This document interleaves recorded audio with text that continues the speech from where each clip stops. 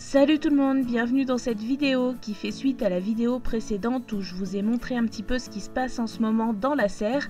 Et cette vidéo a suscité pas mal de questions à propos de la serre justement, puisque c'est un modèle bien connu qui est souvent utilisé parce qu'il est plutôt abordable. C'est un modèle qui coûte pas très cher, qui est aussi facile à trouver, mais c'est également un modèle qui a plutôt mauvaise réputation du fait de son manque de solidité, que ce soit parfois au niveau de la structure, mais surtout au niveau de la bâche. Et du fait de ces nombreuses questions, je me suis dit que j'allais vous parler un petit peu de cette serre, de mon retour d'expérience et aussi des caractéristiques du modèle que j'utilise, puisqu'elles ne sont pas toutes égales à ce niveau-là, notamment au niveau de la structure et de l'épaisseur des tubes en acier galvanisé qui composent la structure. Voilà, donc pour ceux qui suivent la chaîne depuis longtemps, il y a des choses que vous aurez déjà vues, notamment à l'époque du montage de la serre, puisque ça fait maintenant 2 ans que j'utilise cette serre. Mais bon, ça fait partie des questions récurrentes et je pense que cette vidéo, elle n'était pas de trop, puisque c'est vraiment quelque chose qu'on me redemande assez régulièrement en fait. À chaque fois que je parle de la serre ou que je montre la serre, on me pose des questions à ce sujet, sur le modèle, sur la résistance, sur la façon dont je l'ai installé pour ne pas avoir de problème avec le vent. C'est vrai qu'avec ces modèles, il y a beaucoup de gens qui ont vu leur serre carrément s'envoler ou alors la structure complètement pliée. Et on va essayer de parler un petit peu de tout ça dans cette vidéo.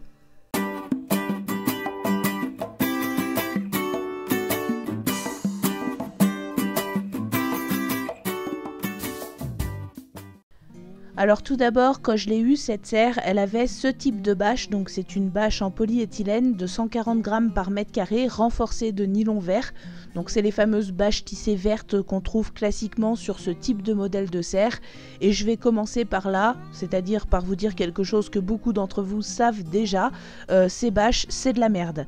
Je pourrais le dire plus poliment, mais là vraiment, il n'y a pas d'autres mots qui me viennent. Concrètement, au bout de 3 mois de mémoire, il y avait une des 2 fermetures éclair de la porte qui avait lâché, donc que j'ai dû scotcher et donc arrêter d'utiliser parce que j'allais pas retirer le scotch à chaque fois que je voulais entrer. Donc ça c'était clairement pas pratique. Et puis au bout d'à peu près 6 mois, j'ai commencé à avoir des trous dans la bâche carrément, des trous entre les parties tissées, si vous voulez, au milieu des petits carrés formés par le nylon vert. Alors vous allez le voir sur les images. Voilà, j'ai eu des trous comme ça qui ont commencé à se former. Alors quand j'ai montré ça, je m'en souviens à l'époque, il y a des gens qui m'ont dit « Ah mais c'est à cause de la canicule, la bâche a fondu ». Et non, pas du tout en fait. La partie au milieu des petits carrés entre les parties tissées vertes, elle n'a pas fondu. C'est carrément les pastilles de plastique qui se détachaient et qui tombaient dans la serre. Déjà, de se retrouver avec du plastique partout dans la serre et partout dans les cultures, je l'avais vraiment mauvaise. Et puis la bâche qui au bout de 6 mois se délite carrément et part complètement en vrille, c'était juste pas possible. Quand j'ai voulu changer la bâche, donc c'était à l'automne suivant du coup, ça faisait 9 mois à peu près que la bâche était en place et elle était vraiment complètement foutue. D'ailleurs, rien qu'en l'enlevant, on a mis mais absolument partout des petites pastilles de plastique, là, les petits morceaux de plastique qui se détachaient de la bâche. On en a mis absolument partout et ça a été une vraie galère d'en enlever le plus possible. Et sincèrement, je pense que j'ai pas réussi à tout enlever parce que c'était juste impossible. Alors au départ, quand j'ai décidé de remplacer la bâche, je voulais la remplacer par une bâche professionnelle, beaucoup plus solide et résistante, qui ne soit pas une bâche tissée, etc. Ça m'aurait obligé effectivement à faire des modifications de chaque côté, sur les 2 bouts de la serre, mais c'était là-dessus que j'étais partie. Sauf que finalement j'ai eu un bon d'achat à ce moment-là sur le site Cdiscount, pour ne pas le citer. Alors c'est pas un partenariat, je fais pas de la pub, etc. Mais je sais qu'on va me poser la question, donc voilà, je vous donne les informations. Vu que j'avais un bon d'achat, le fait de racheter une bâche sur le site Cdiscount, elle me revenait à rien du tout. Donc j'ai profité de l'occasion et j'ai repris une bâche tissée, blanche cette fois. Bon, je pense pas que la couleur change vraiment grand chose au problème ou à l'affaire, mais du fait qu'elle me coûtait rien, en fait, voilà, j'ai remplacé ma vieille bâche tissée toute foutue par une nouvelle bâche tissée en me disant elle durera probablement pas plus longtemps, mais en attendant ça fait toujours quelques mois de plus avec une bâche et ça m'évite d'en racheter une tout de suite. Bon voilà, vous savez que ce genre de choses n'arrive pas toujours au moment le plus propice, et même s'il faut pas des kilomètres de bâche pour une petite serre de 6 mètres carrés, néanmoins voilà, quand c'est pas le bon moment, c'est pas le bon moment, je ne vous apprends rien. J'ai donc commandé et installé cette bâche. J'ai eu droit à ce moment-là à tout un tas de commentaires qui me disaient mais t'as repris le même style de bâche, tu vas avoir le même problème, elle durera pas plus longtemps, etc. Mais en fait, vu qu'elle m'avait rien coûté, bah, j'en avais un petit peu rien à faire, voilà. Donc j'ai installé cette bâche et à ma grande surprise, elle n'a pas bougé du tout. C'est-à-dire que ça fait maintenant 1 an, plus d'1 an même que cette bâche est en place, et elle n'a pas bougé, elle n'a pas eu le même problème, le plastique s'est pas du tout délité. Pourtant on a eu également cet été un été caniculaire, hein, donc pour ceux qui pensaient que c'était à cause du soleil, bah non, c'était bien à cause de la bâche et pas à cause du soleil.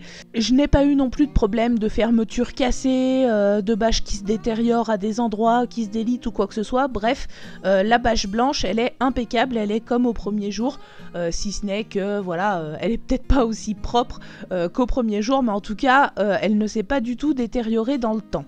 Et sachant donc que ça fait un peu plus d'1 an qu'elle est en place, donc elle a déjà duré quasiment le double de ce qu'avait duré la première, étant donné qu'elle m'a rien coûté, encore une fois, j'ai envie de vous dire, j'ai plutôt fait une bonne affaire sur ce coup-là. Alors à savoir que j'ai vérifié, hormis la couleur, il n'y avait a priori aucune différence notable entre ces deux bâches, puisque la blanche c'est également une bâche polyéthylène de 140 grammes par mètre carré, renforcée de nylon blanc cette fois, mais je pense pas que ce soit la couleur du nylon qui change quelque chose. Donc je ne sais pas pourquoi la première a eu une durée de vie aussi courte, tandis que la deuxième a tenu sans bouger depuis plus d'1 an. Je ne sais pas, je suppose qu'il y a probablement une qualité de plastique qui était nettement meilleure sur la bâche de rechange. En tout cas voilà, cette bâche a très bien tenu le coup et c'est tant mieux.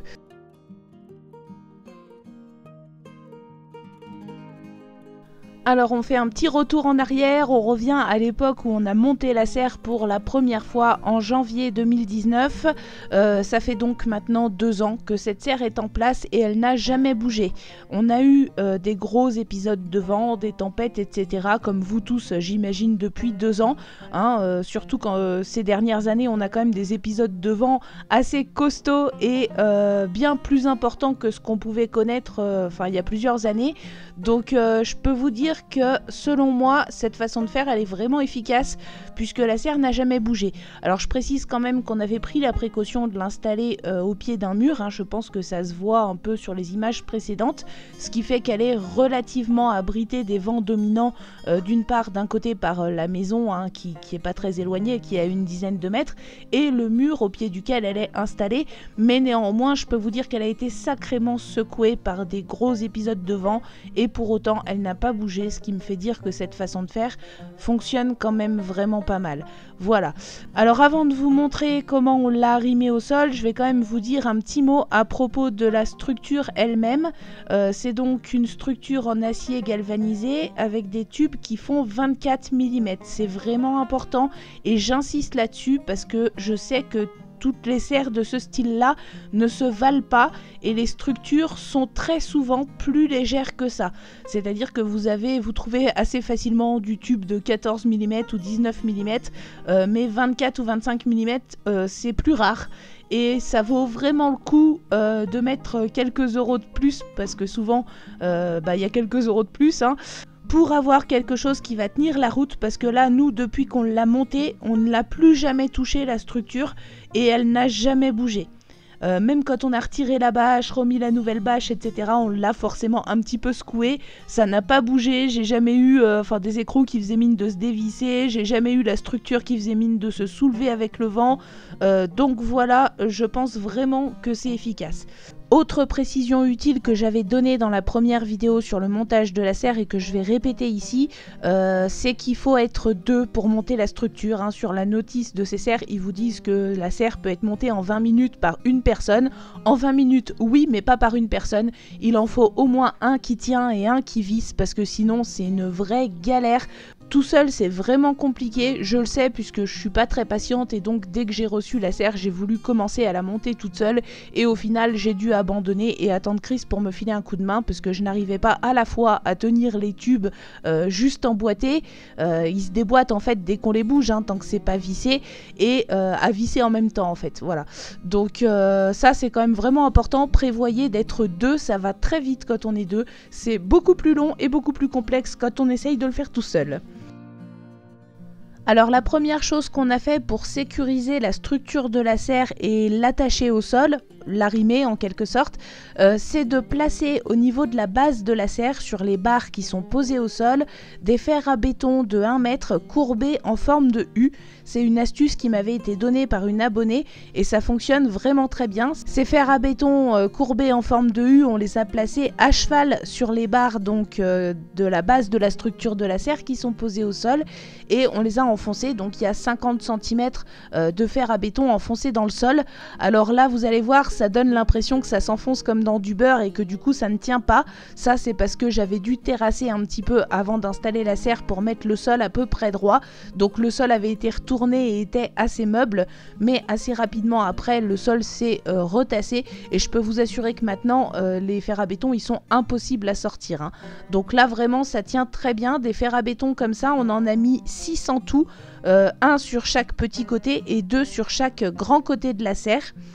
Et puis ensuite, la deuxième chose à faire pour limiter les problèmes avec le vent, c'est de bien enterrer la bâche tout le tour de la serre, alors sauf sur la partie avant, puisque sur ces bâches-là, il y a le système de porte sur la partie avant, mais tout le tour, sinon, il ne faut pas hésiter à creuser une tranchée pour enterrer la base de la bâche, ce qui évite que le vent s'engouffre par en dessous de la bâche et vienne du coup risquer d'emporter la serre, quoi. Donc au départ j'avais juste creusé la tranchée comme ça et enterré la base de la bâche, mais avec le vent, quand il y avait beaucoup de vent, ça arrivait quand même à soulever un peu la terre. Alors ça n'a jamais emporté la serre malgré tout, mais bon du coup le vent s'engouffrait dans la serre et risquait de détériorer la bâche. Donc ce que j'ai fait ensuite, c'est que j'ai pris des sacs de sable de chantier. Vous en trouvez dans n'importe quel magasin de bricolage pour quelques euros, ça coûte vraiment pas très cher. Et ces sacs de sable de chantier, je les ai vidés tout le tour de la base de la serre, en fait, partout où la bâche avait été enterrée, là où la terre se soulevait en fait quand le vent s'engouffrait dans la serre et tirait sur la bâche. Donc j'ai mis une bonne épaisseur de sable de chantier, faut pas hésiter. Moi j'ai mis à peu près un sac sur le petit côté et 2 sacs sur chaque grand côté. Donc après ma serre fait 3 mètres par 2, c'est une 6 mètres carrés, donc c'est à adapter à la taille de votre serre, mais n'hésitez pas à mettre la dose parce que le sable de chantier ça pèse vraiment très lourd et du coup ça a 2 effets. D'une part ça va vous retendre votre bâche si elle s'est un peu détendue avec le temps et avec le vent. Quand vous versez le sable sur la base de la bâche, ça vous la retend proprement et après elle bouge vraiment plus. Moi ça fait plusieurs mois que c'est comme ça, même le vent n'arrive pas à soulever en fait le sable de chantier parce qu'il est beaucoup plus lourd que de la terre. Voilà, donc ça c'est une astuce supplémentaire pour éviter que le vent s'engouffre sous la bâche de la serre et ne vienne la faire claquer sur la structure, ce qui pourrait l'abîmer, voire même risque de faire tout envoler ou d'arracher la bâche, de la déchirer, etc. Alors pour conclure, est-ce que je regrette mon achat ? Clairement non, parce que j'ai une structure qui est vraiment de bonne qualité, qui est très solide, qui n'a jamais fait mine ni de se déformer, de se déboîter, de se dévisser malgré les intempéries, etc. Donc franchement, j'ai vraiment rien à dire à ce niveau-là. La structure à elle seule justifie amplement le petit prix que je l'ai payé au départ. Alors certes, il a fallu changer la bâche assez rapidement, au bout de même pas 1 an. Elle a même pas fait une saison, la première bâche. Mais par contre, c'est assez facile de trouver des bâches de rechange. Et la bâche de rechange que j'ai installée semble visiblement de bien meilleure qualité que la première.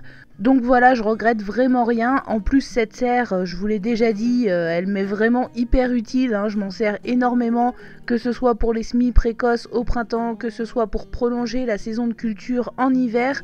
Elle me permet d'avoir des verdures en plein hiver, comme je vous l'ai dit dans la vidéo précédente, alors qu'au potager, certes il reste bien quelques blettes, poireaux, navettes, topinambours, ces choses-là, mais c'est plus le potager à cette saison qui est capable de fournir des verdures fraîches, ou alors il faudrait installer installer des tunnels, etc. comme je le faisais auparavant. Avoir la serre, ça me dispense d'installer des tunnels, donc voilà. Moi j'en suis vraiment contente malgré tout, malgré ses imperfections et ses défauts. Et voilà, pour un tout petit prix de départ, on a quand même une structure bien solide qui durera encore plusieurs années. Et si vous le souhaitez, rien ne vous empêche d'installer ensuite une bâche plus solide, une bâche professionnelle. Mais la structure, elle sera toujours là. Alors je rappelle que sur la mienne, c'est des tubes en acier galvanisé de 24 mm. Et je pense vraiment qu'il faut veiller à ne pas prendre plus petit que ça. Parce que contrairement à moi, il y a des gens qui avaient des structures plus légères, qui ont eu des soucis, la structure qui s'est complètement tordue, voire cassée avec le vent ou avec des tempêtes. Donc voilà, faites attention à bien choisir une serre qui est une structure solide, avec des tubes épais. Mais si vous prenez cette précaution, je pense que là vous avez un matériel qui vous coûtera pas un gros investissement de départ et qui par contre peut vous durer quand même plusieurs années. En tout cas pour moi, ça reste complètement valable.